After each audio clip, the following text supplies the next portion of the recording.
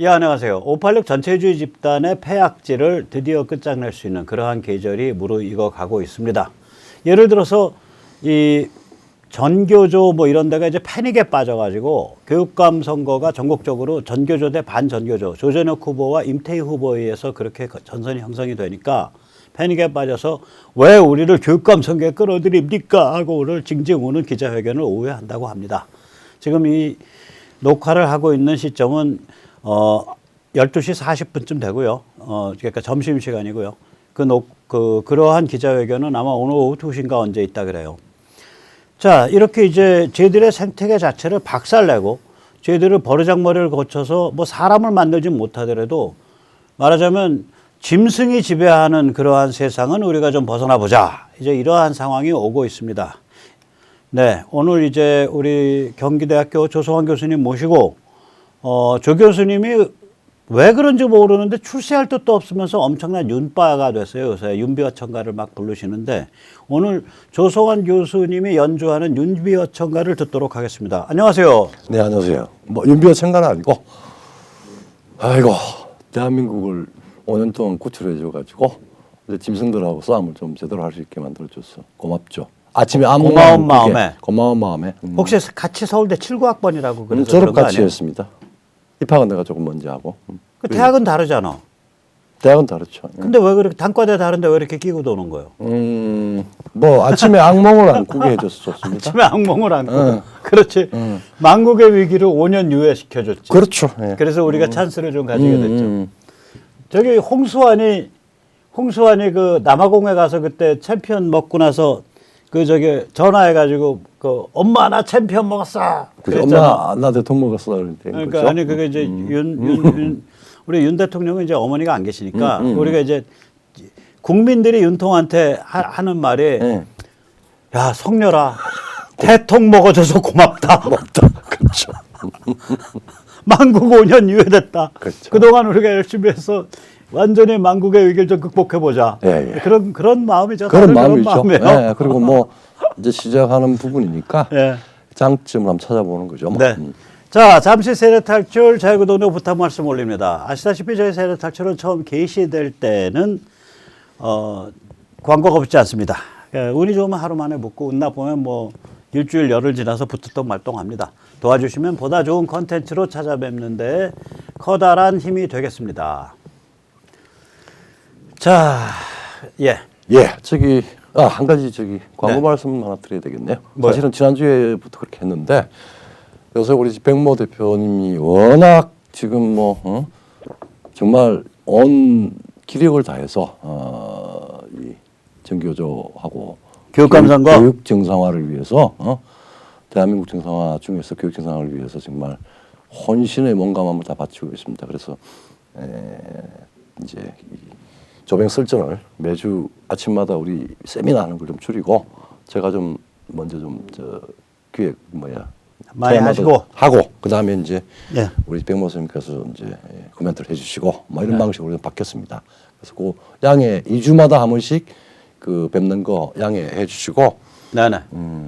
뭐 서툴더라도 좀 많이 이해해 주시기 바랍니다. 옆에 백모 선생님께서 또 잘 아이 뭐 가이드 해주시니까. 제가 지금 이 옷이 왜 이 모양이냐 도저히 기력이 없어서 와이셔츠 입고 넥타이를 못 매겠어요. 아니 아침에 또 노가다를 했지 않습니까? 네. 자 이게 이제 그 시민과 조전혁 캠프가 결합을 하니까 이 시민 이제 선거가 가까워질수록 이게 선거 활동인지 시민 활동인지가 헷갈리는 거라. 네. 그런데 시민 쪽이 바깥에서 일을 하면 이게 그러니까 신고되지 않은 장소에서 일을 하는 거라 이게 유사 선거 행위가 돼요. 예. 그래가지고 그제부터 이제 이게 왜냐면 선거가 본격화되니까 이게 시민운동인지 선거운동인지가 헷갈리잖아. 그렇죠. 그래서 어저께부터 아예 캠프 쪽 건물에 방 하나 얻어서 그 자원봉사자들이 좀 들어가 계세요. 예. 연락하고 상황실하고 우리 특히 공명선거지원단 상황실이 들어가 있어요. 그런데 다들 정신이 없으니까 거기에 이제 내부의 네트워크는 어떻게 꾸미며 예. 뭐 이런 문제가 있잖아. 그러니까 아니 공사를 부르면 저건 와. 저기 뭐죠? 그 KT가 와서 선 깔아줘. 문제가 뭐냐? 안에 내부 네트워크를 꾸며야 될 거 아니에요. 특히 네, 여러 사람이 있으니까 프린터도 USB 프린터가 아니라 네트워크 프린터고. 그렇죠. 네트워크 프린터란 얘기는 뭐냐면 걔가 IP 주소를 갖고 있고 걔가 IP 통신을 하는 하나의 컴퓨터 같은 놈이 되는 거거든. 예. 프린터가. 네. 그래갖고 이제 오늘 아침에 이제 랜 케이블하고 이제 공유기를 사갖고 이제 가서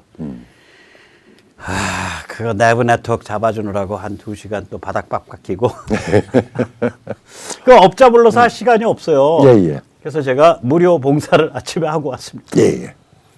자, 이제 우리 윤석열 대통령 출범했습니다. 어떤 문맥에서 읽어야 되고 어떤 장점이 있을 것 같고 그다음에 어떻게 우리가 초기에 판단을 해야 되느냐. 네. 대통령 취임했으니까 조금 짧게 핵심만 한번 골라서 이야기를 해봅시다. 국민이 키운 대통령 윤석열, 내일을 바꾼 대통령. 사실은 뭐 대한민국 뭐 이런 이야기가 많았는데 아마 윤석열 이제 대통령이 직접 저걸 골랐던 모양입니다. 근데 이제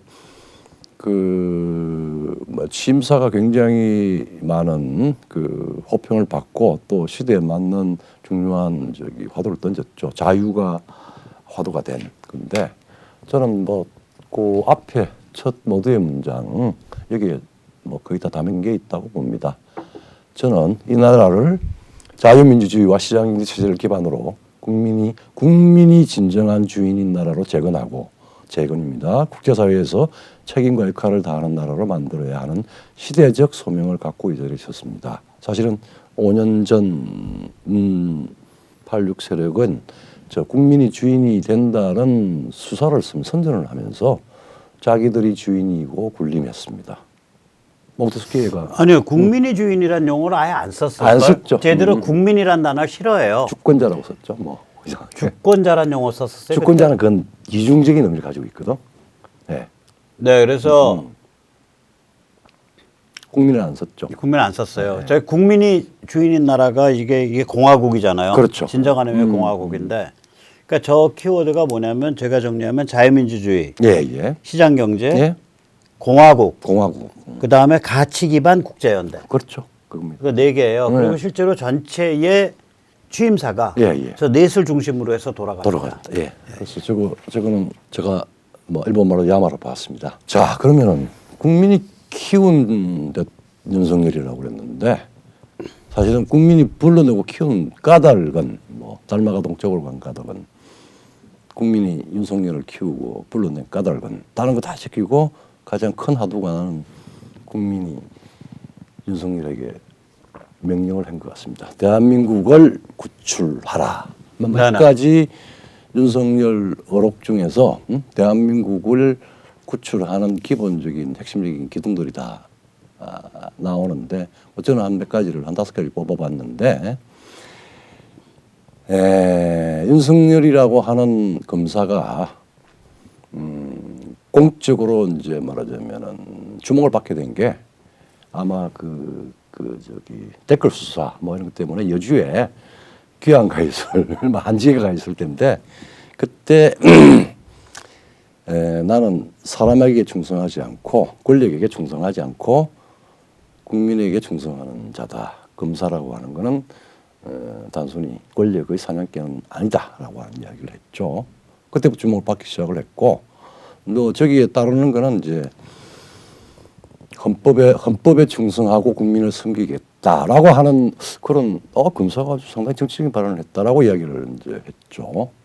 그 다음에 그러다가 이제 어쨌든 탄핵이 지나고 탄핵 정국으로 돌아오고 이제 문재인 정권이 들어와서 상당히 검사로서 굉장히 큰 어떻게 보면 악역이고 어떻게 보면 공무원의 중요한 자기 직책을 한 거고 했는데 그때 이제 그래서 적폐청산을 아주 잘했다고 그래가지고 검찰총장으로 임명을 받았습니다. 문재인 권력에 의해서. 그리고 취임식 때 상권력도 열심히 수사하고 상권력에 위축되지 말라는 또 그냥 하는 말이지만 대통령이 그 이야기도 했고 그런데 그 뒤에 이제 조국 법무장관 임명 전으로 해서부터 이 상권력과의 충돌이 생겼습니다. 산권력의 불의에 대들고 충돌에 나섰고 그 다음에 세 사람의 문재인 대통령 하에 세 사람의 법무장관으로부터 아주 견디기 힘든 핍박을 잘 견뎌냈습니다. 600일. 600일. 네. 그 맷집 있다.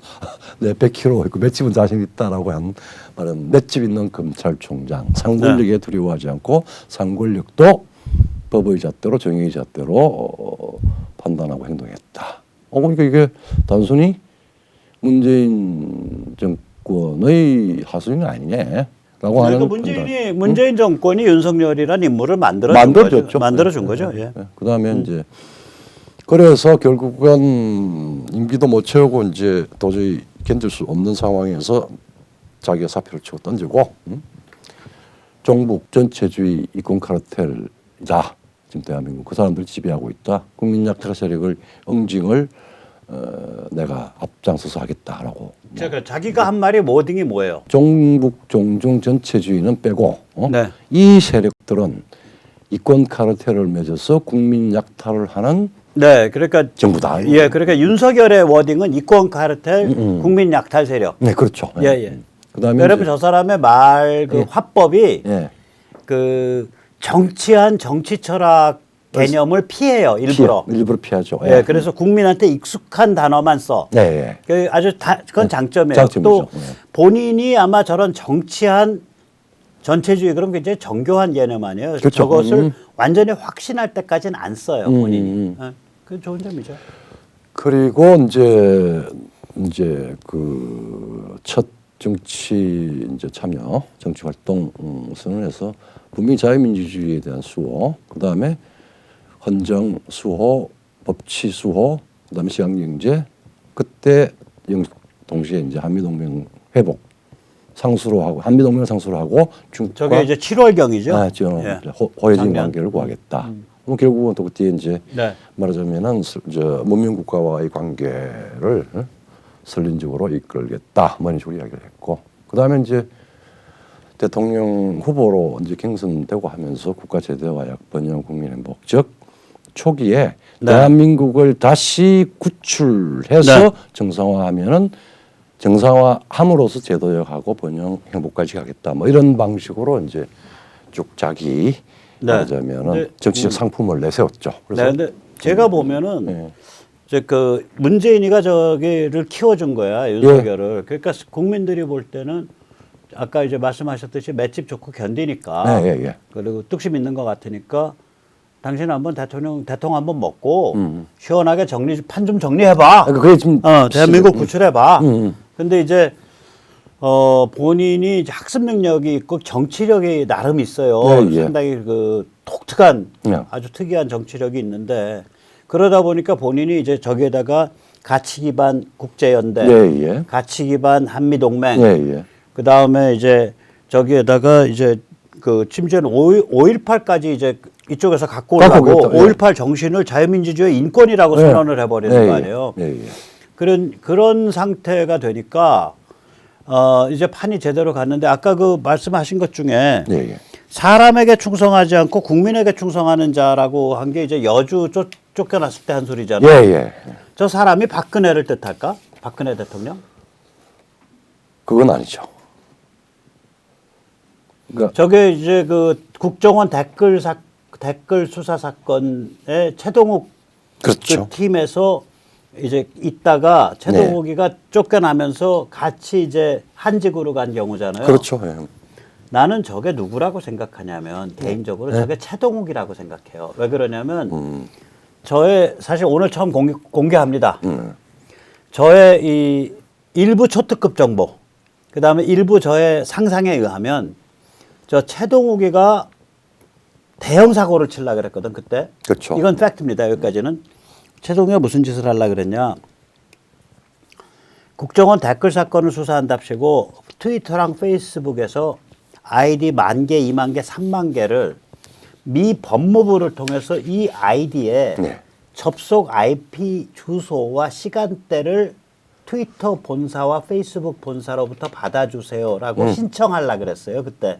그때 신문 보면 내가 그걸 보고 저거 빨갱이나 그랬어. 이게 왜 그러냐면 어떤 예를 들어서 연쇄살인범인데 아이디를 한 10개쯤 써. 네. 그럼 얘가 언제 IP 접속했습니까? 언제입니까? 라고 해서 걔를 이제 접혀 들어가려고 잡으려고. 예. 즉 특정된 아이디 몇 개면은 상관이 없어요. 특정된 범죄에 대해서. 그렇죠. 예. 그런데 아이디가 뭐 10,000개, 20,000개, 30,000개인데 이거를 다 내나? 미 법무부가 그걸 받을 리도 없고 그렇죠. 미 법무부가 그걸 받아가지고 페이스북이나 트위터에 넘겨준들 페이스북이나 트위터가 그걸 접수할 리가 없어요. 예. 신청할 리가 없다고. 네.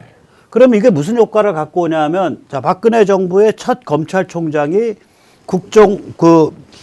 미국의 국민들 눈에는 정당한 요구를 했는데, 또 왼쪽 애들은 그렇게 떠들지. 미 제국주의자가 박정희 독재 세력을 옹호하려고 협조하지 않고 있다, 이렇게 되는 거야. 그 불을 최동욱이가 질르려고 그랬다고. 그게 그러니까 나 진짜 최동욱 씨 이거 보고 있으면 당신 가만 안 둘 거야, 우리. 기억하고 있어. 당신이 뭐랑 똑같은 짓을 한 거냐면 2002년에 유재만이가 그 짓을 했어요. 유재만이라는 인물이 광주 출신인데 이 인간이 DJ 때 유재만 씨 지금 변호사 하시죠? 이거 꼭 기억해 두세요. 우리가 다 당신 기억하고 있어. DJ 때 민정실에서 청와대 민정실에 있다가 DJ 네. 말기에 2002년도 봄인가에 검찰 사과장으로 대검으로 복귀를 해요. 대검인가 법무부로. 근데 검찰 사과장이 무슨 자리냐면 해외 담당하는 자리예요. 예. 복귀를 해갖고 이 인간이 무슨 짓을 하냐? 7월 달에 효순 미선의 재판 관할권 이양을 미국으로부터 한국으로 넘겨달라고 미 법무부에 요청을 해. 그렇죠. 그 법무부는 그걸 당연히 거부하죠. 예. 그 뭐랑 똑같으냐면 아프간에 가서 우리가 작전 중에 우리 군인이 마을 애들 2명을 과실로 치워 죽였는데 작전 중에 예. 그걸 가지고 아프간 정부가 그거 부족 재판정으로 넘기세요 한국 군인. 그러면 우리가 넘겨줍니까? 그런 굉장히 유사한 케이스거든. 작전 중 사고이기 때문에. 그래서 당연히 미 법무부 거절하지. 법무부 거절하니까 좌파랑 언론이 뭐라고 지졌냐면 오만한 미국이 예. 오만한 미국이 우리를 버러지처럼 보고서 우리의 기본적 정의와 인권을 짓밟는다라 그랬어. 내가 유재만이가 7월 달에 그거 신청하는 걸 내 신문에서 보고서 야 이거 반미투쟁 이거 무지하게 불붙겠구나. 그러면 검찰 사과장이 그 쇼를 부려서 반미투쟁을 불을 질렀는데 예. 그걸 최동욱이 같은 검찰총장이 불을 지르면 이건 불이 아니라 폭발이에요. 폭발. 폭발죠. 예. 그래서 그때 사실은 그래서 제 정보는 이제 우리 윤석열 이 대통령이 되셨기 때문에 이 정보 내가 정보와 절반 정보 절반 추정이에요. 예. 그 최동욱 수사팀 내부에서 예. 알력이 있었다고. 갈등이. 음. 윤석열과 최동욱 사이 입장 차이가 있었어요. 근데 윤석열은 하급자니까 못 들이박지. 근데 박근혜 정부가 이런 것들을 낱낱하게 정보 캐치를 못 하잖아. 그렇죠. 예. 밖에서 최동욱이 임의인으로 날아가 버리니까 너도 최동욱이 새끼 아니야. 그래서 그냥 같이 친 거라고 저게. 아. 그런데 그게 운이 된 게 그렇게 같이 쳐놓고 나서 이 말이 윤석열 대통령 그 화법 보세요. 한덕수 총리 지명자는 상식적으로 잘 처리될 거로 믿습니다. 그러니까 중의적 화법을 쓰거든 그렇죠. 이 양반이. 예. 그리고 똑같이 사람에게 충성하지 않고 국민에게 충성하는 길을 택했습니다. 그러면 겉으로 보면 사람들은 저 박근혜 대통령한테 들이받은 걸로 보여. 예. 근데 실제로는 최동욱한테 들이받은 소리일 수 있어 이게. 지금 뭐 그때부터 뭐 그래가지고 꿈은 아니었을까? 아니야. 그게 아니지. 문재인 쪽에서 보면 이걸 박근혜 정부한테 들이받은 걸로 보이니까 쟤는 우리 새끼네 이렇게 되는 거야. 서로 편의적 오해를 하고. 편의적 오해지. 그래가지고 당신 통장에. 그래서 총장 들어가서 그 다음에 사단 벌어진 거야 이게. 그렇죠. 예. 그러니까 세상 일이라는 게. 저는 그래서 솔직히 이때 이 사건, 그러니까 이 최동욱이가 반미투쟁을 최동욱 씨 지금 뭐 변호사하고 계셔? 당신 반미투쟁을 갖다가 원자폭탄을 터뜨리려고 그랬던 사람이야. 당신은 아주 악질적 간첩보다 더 악질이야. 검찰총장이란 자가 그런 짓을 했기 때문에 이거 2013년 초에 박근혜 정부 초에 당신이 무슨 짓 한지 우리 정확히 기억하고 있거든. 그런데 최동욱 씨, 내가 보기엔 당신 우리 정확히 기억해. 당신 관짝에 들어가서 관뚜껑에 못 박힐 때까지 당신은 계속 오다 가다 이 얘기할 거예요. 네. 아주 악질이에요. 근데 최동욱이가 이제 이런 악질인데 그 해당아동 아빠 아니 어떻게 자기의 생물학적 아이를 두고 해당아동이라 걔 싸가지지. 네. 그게 인간이에요? 그러니까 그게 인간이에요? 아니죠. 아니 나도 도덕적인 사람 아니야. 나도 어쩌면 나도 모르는 저기 사생아 있을지 몰라. 근데 그 사생아가 밝혀지면 내가 공개적인 자리에서 해당 아동이라 그러겠냐고. 그러니까 이게 아 참. 그러니까 우리 홍길동전에서 그래서 아버지를 못 부르는 아니 홍길동 아버지도 홍길동도로 해당 아동이라고는 안 그랬어. 안 그랬단 말이야. 그래서 참 이거 싸가지 없는 21세기에 그러니까 반인륜적인 사람이에요. 이 사람. 그렇죠. 반인륜 반국가적 사람이야 최동욱이는. 그래서 자 그러니까 문재인 쪽은 윤석열이 박근혜랑 싸웠다고 착각한 거예요. 내가 보기엔 박근혜랑 싸운 게 아니라 내 정보, 내 추정이 맞다면 최동욱이랑 알력이었던 거야. 이게 그 당시에 저기 윤석열 그렇잖아. 윤석열 저기 박근혜 정부 특검한다 그럴 때 특검 반대했잖아. 그렇죠. 예. 밖에는 안 알려져 있지만 그걸 알린 건 오히려 윤석열 공격한다고 변희재가 알렸어. 근데 그 녹음 파일 들어보면 특검을 반대했어 애초에. 반대했고. 그다음에 특검으로 넘어간 다음에는 다시 검찰로 오는 걸 또 반대했어. 그게 왜 그러냐면 특검으로 넘어가면 정치화되거든 사건이. 그렇죠.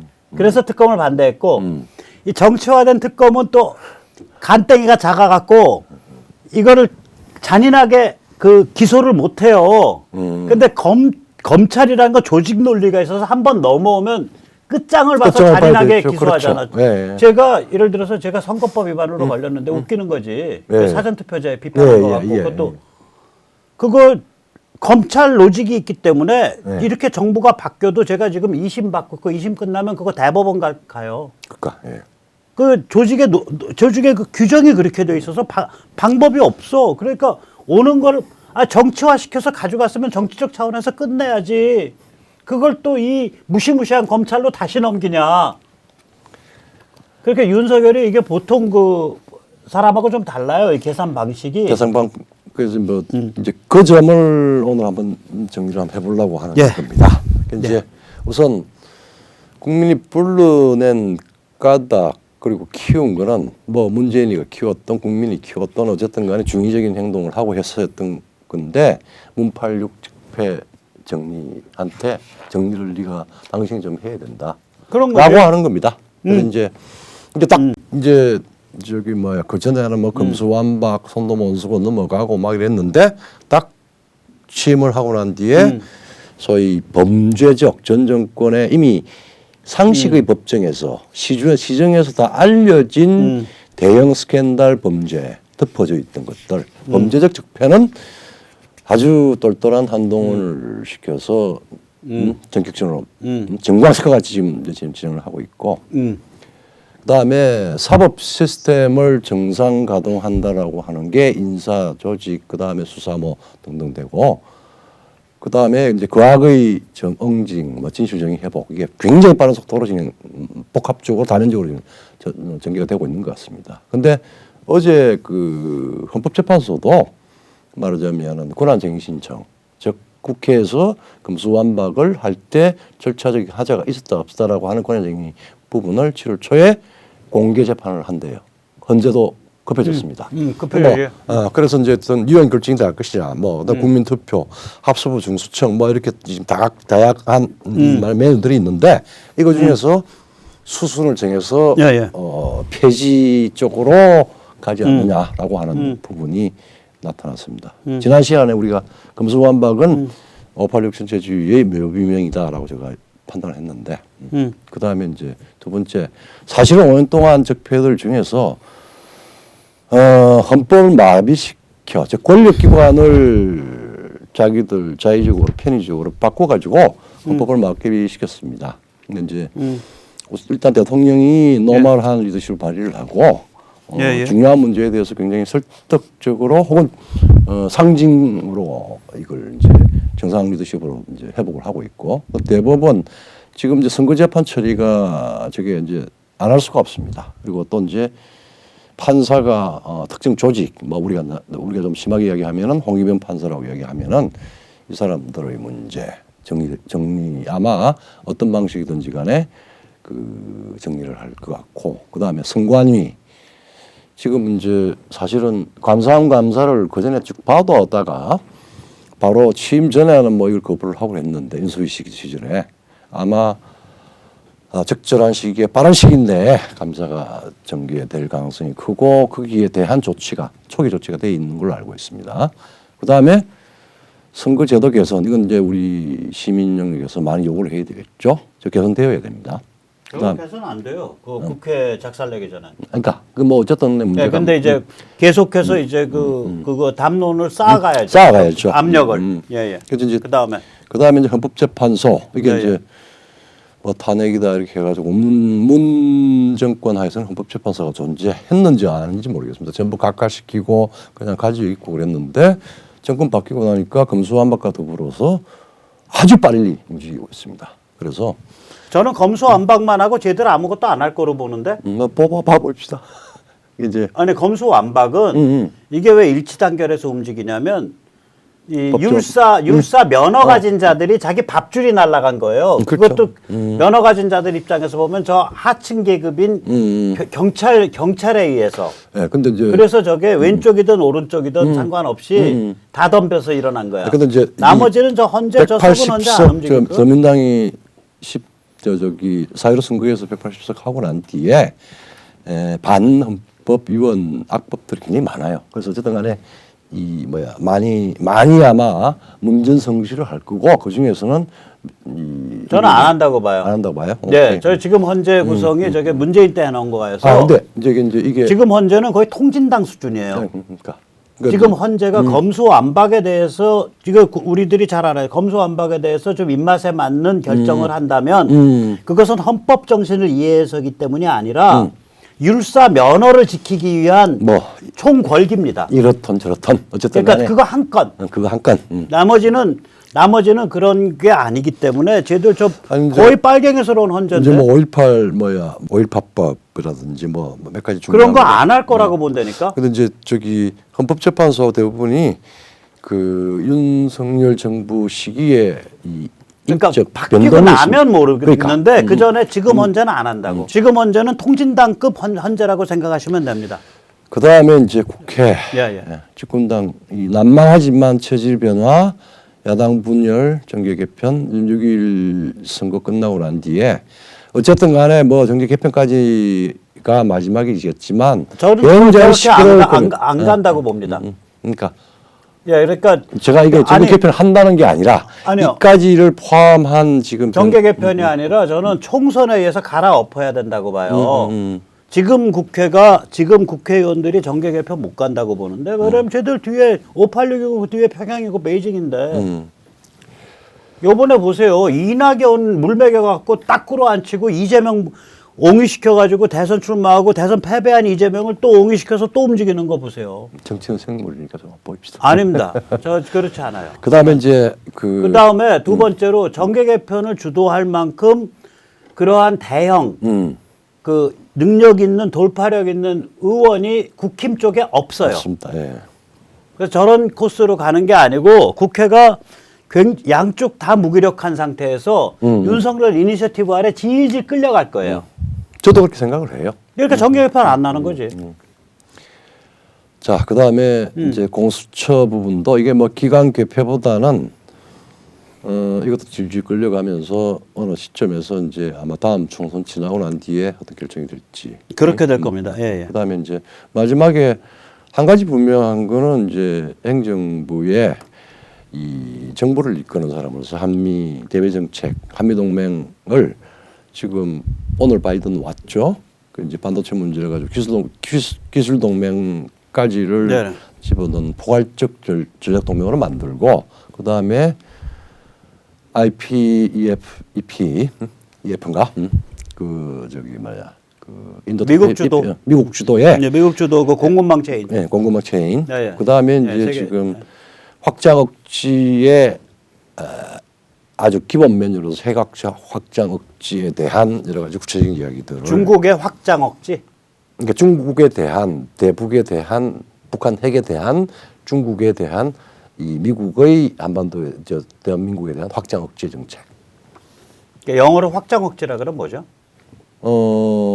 expanded deterrence. 익스텐디드 디터런스. policy. 그러니까 예, 예. 미국 본토로부터 예, 예. 한반도로 투사돼서 억지력이 투사돼서 투사되고 투사된 그러니까 억지력 확장. 억지력 확장이죠.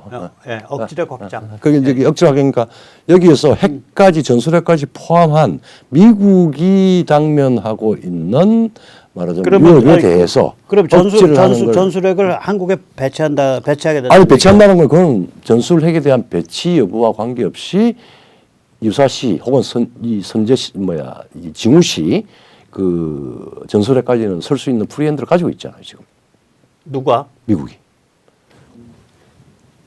INF 조약이 탈퇴가 되어 있기 때문에 말하자면은 저쪽에서 핵을 쓴다라고 하는 에이, 조약의 탈퇴랑 상관없이 핵이라는 건 프리핸드가 아니죠. 아니 러시아가 저렇게 몰린 깡패도 핵 탈퇴를 지금 못 누르고 있는데.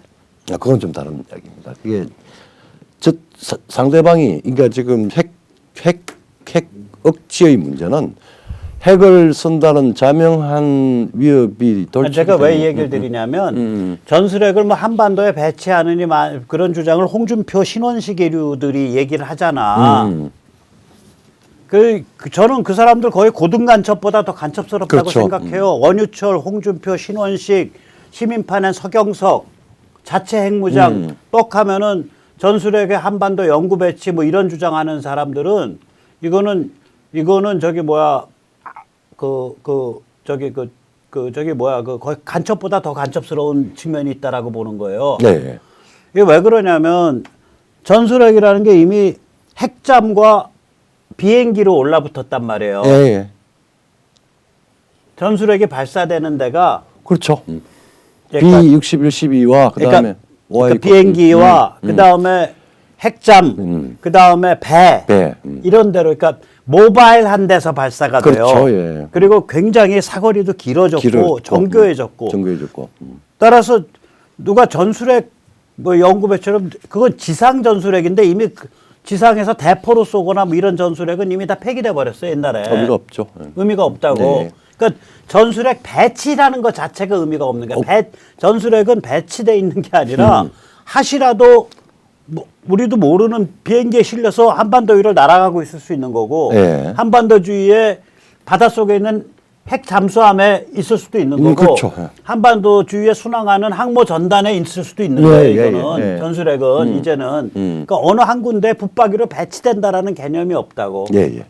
우리가 그걸 명확히 하지 않을까? 그죠. 그러니까 이제 여기서 확장 억지라고 하는 거는 우리하고 지금 육상에서 전술핵을 한국 영토로 끌어 들어와서 하고 하는 부분이 아니라 핵 위협, 핵 도발에 대한 핵 대응 억지력을 의미하고 그거는 그 협정으로 되는 부분이 아니고 지금 핵 도발에 대한 대응 혹은 선제 타격 부분은 미국의 핵 그 억지력과 동일한 요소로 한국을 확장해서 억지력을 그러니까 한마디로 말하면 얘기입니다. 미국의 억지력 우산, 미국의 핵 우산 아래 한국이 좀 더 확실하게 좀 더 깊게 들어갔다. 그렇죠. 그 이야기입니다. 예, 예. 그 예. 이야기입니다. 예. 자, 그리고 뭐 이제 이 말하자면 해양 문명 쪽으로 지금 인도태평양 쪽으로 공급 질서 확장. 뭐 여전히 이제 거기에 아주 지금은 중요한 전략적인 자산을 가지고 있습니다. 반도체라든지 뭐 등등 해서 결국은 이 노선이 천명이 되고 나니까 갑자기 약간 시진핑 중국이 양순해졌어요. 그런데 제가 아까 저 두 번째 권력기관 정상화 예, 예.